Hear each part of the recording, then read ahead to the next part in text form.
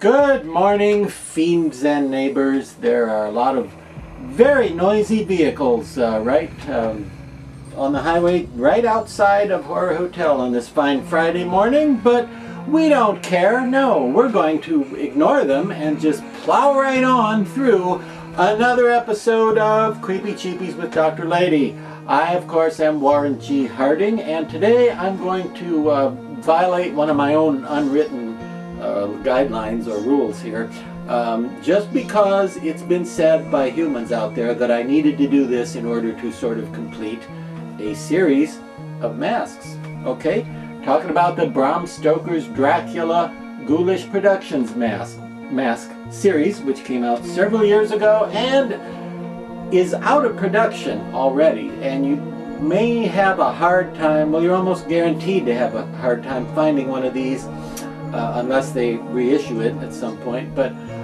since I already covered the old age Dracula, the dead or undead or overlord vampire Dracula, and the wolf Dracula, all in the same series, it was felt that I was remiss in not including the amazing, beautifully created and crafted Bram Stoker's Dracula Bat mask from Ghoulish Productions.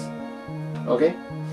The bat, as you see here, is one of the forms in which Gary Oldman, as Dracula, appears throughout the course of the movie, because that movie was made in the 90s, and it was felt that Bram Stoker, who actually wrote the original, he didn't know what he was talking about when he said Dracula could turn into a bat. What he really meant was Dracula could turn into a huge, weird rubber suit bat monster. So it doesn't make a great deal of sense as far as the vampire mythos, but it made a super cool monster, didn't it? And this monster has already been brought to mask life in a version sculpted by Henry Alvarez many years ago, right around the time of the film's release, early to mid-90s. They were available from Cinema Secrets, but this one was sculpted in more recent years by the always incredible and super talented Mikey Rotella.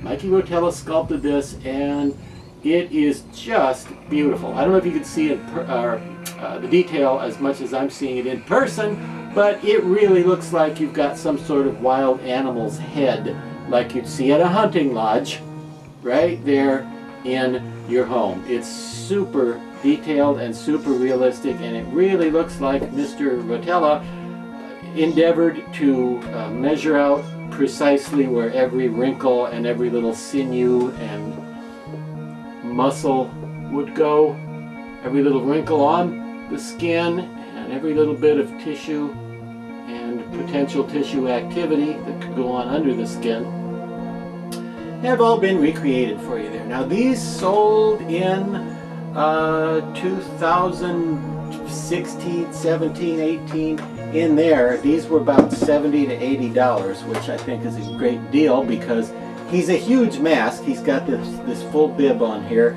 He's got all this hair, and I didn't add the hair or anything. This is out of the bag from Ghoulish Productions.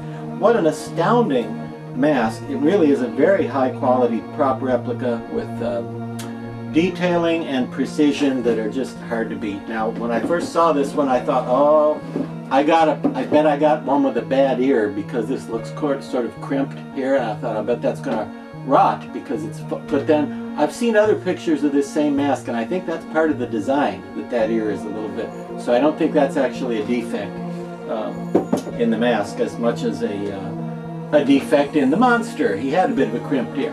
Don't feel bad about that. That could happen to any of us. Dracula bat. But again, discontinued, but I wanted to mention how spectacularly good it is and tell you approximately what it cost and when it came out and what movie it was from and who sculpted it and that sort of thing, because we covered all the others, and collector friends said, you need to mention the bat one too, because you did the wolf and the old age and etc., etc. So there you have the incredibly cool Ghoulish Productions Dracula bat from the movie Bram Stoker's Dracula, and you might have a heck of a time finding one. Hopefully you won't have to pay $900 for one, but it's pretty spectacular. You get it? You like that? Spectacular. No sense of humor. See you next time.